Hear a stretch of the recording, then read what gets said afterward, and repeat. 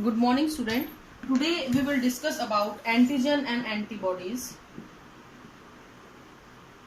So we will discuss these both and their function or specification. So first of all we will discuss about the antigen. These are the specific substance. ये कुछ specific substance होते हैं which stimulate the growth of, और growth की जगह आप production लिखोगे तो ज्यादा ठीक है, प्रोडक्शन ऑफ एंटीबॉडीज। तो ये कुछ ऐसे स्पेसिफिक सब्सटेंस होते हैं जो प्रोडक्शन को इम्प्रूव कर देते हैं किसके, एंटीबॉडीज के। अगर हम इनकी केमिकल नेचर की बात करें, these are the conjugated proteins, these are the conjugated protein, like these are the lipoprotein, glycoprotein, nucleoprotein. Okay, तो इन चीजों से ये बने हुए होते हैं। अगर हम इसकी स्ट्रक्चर की बात करें तो इट्स हैव मैनी एपिटॉप्स, क्योंकि इनकी जो स्ट्रक्चर है कुछ इस प्रकार से होती है जिनके ऊपर बहुत सारे एपिटॉप्स लगे होते हैं, और these epitopes are the actually the binding site for the antibody. कोई भी एंटीबॉडी अगर आती है तो इन एपिटॉप्स के बीच जो ट्रायंगल से बने हुए हैं ना, इनके ऊपर आकर ही अपने आप को अटैच करती है इन की लॉग एनालॉगस। जैसे आपका चाबी और ताला लगता है ना, बिल्कुल इस तरीके से एंटीबॉडीज भी इसके ऊपर आकर बिल्कुल चाबी और ताले की तरह फिट हो जाती है। ये जो एंटीजन होते हैं, अगर हमारी बॉडी की खुद की सेल होती है तो उसको हम लोग सेल्फ एंटीजन बोलते हैं।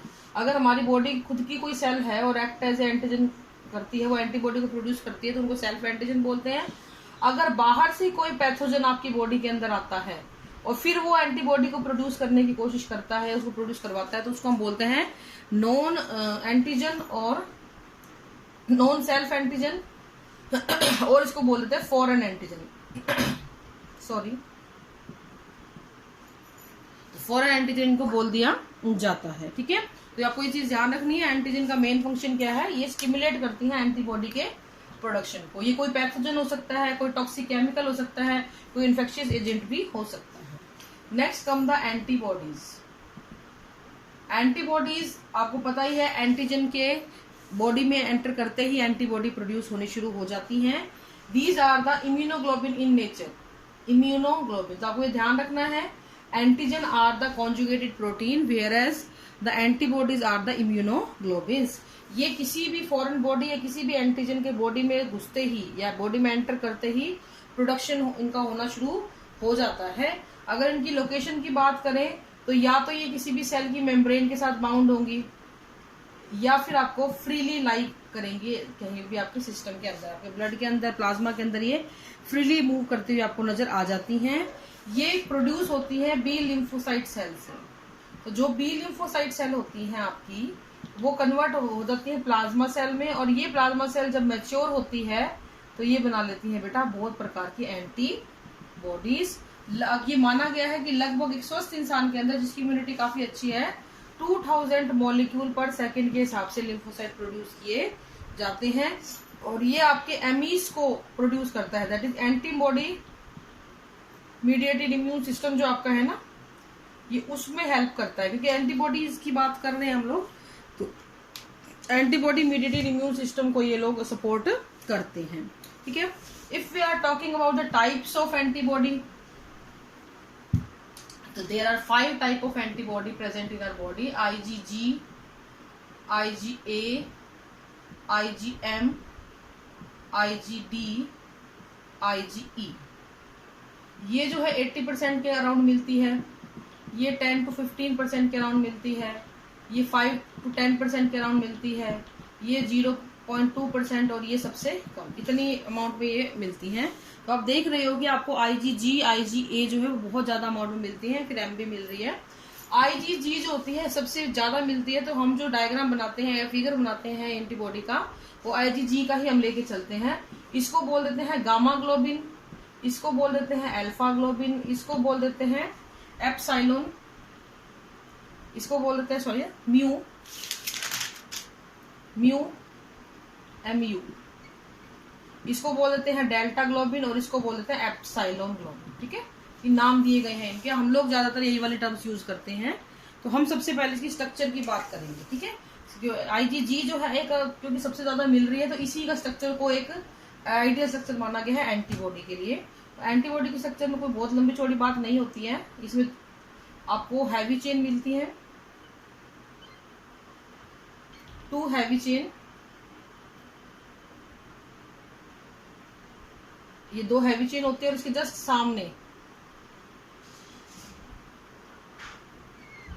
2 छोटी छोटी लाइट चेन,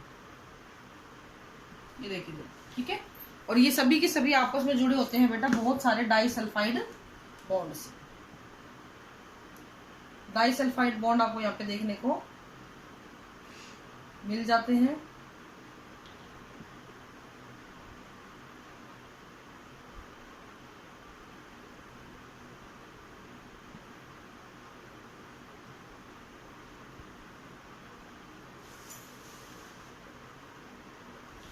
तो इस प्रकार से ये बनी हुई होती हैं।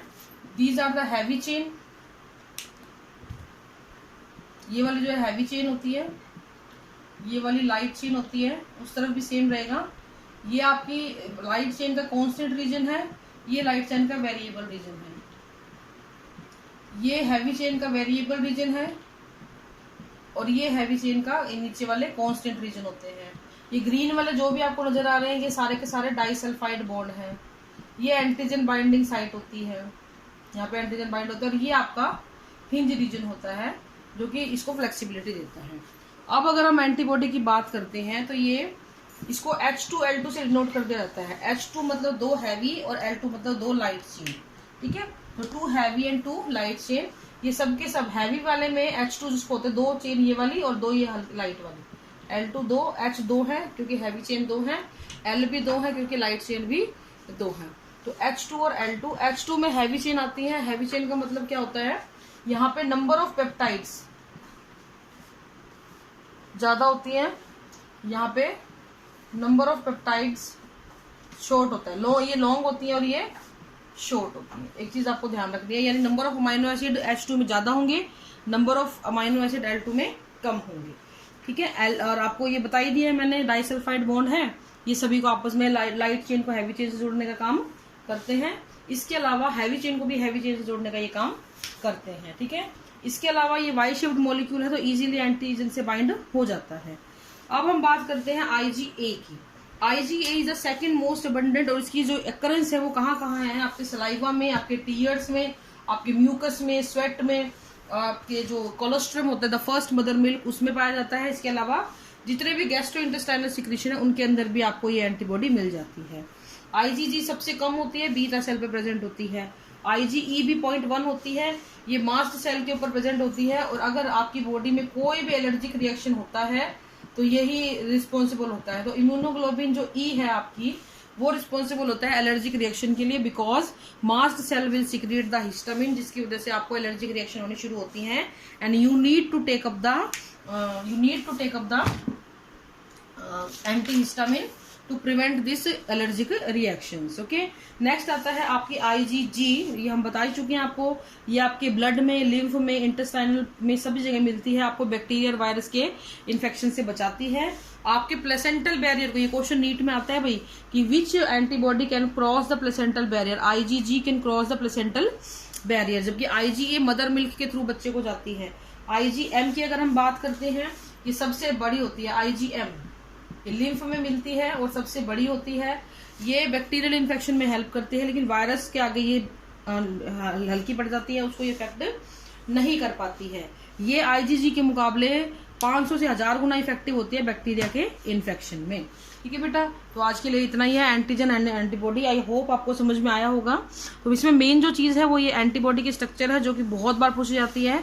कई बार 1 नंबर में H2 और L2 को भी पूछा गया है। What do you understand by the term H2 and L2? So H2 means 2 heavy chain and L2 means 2 light chains. So this is all for today. Thank you and have a nice day.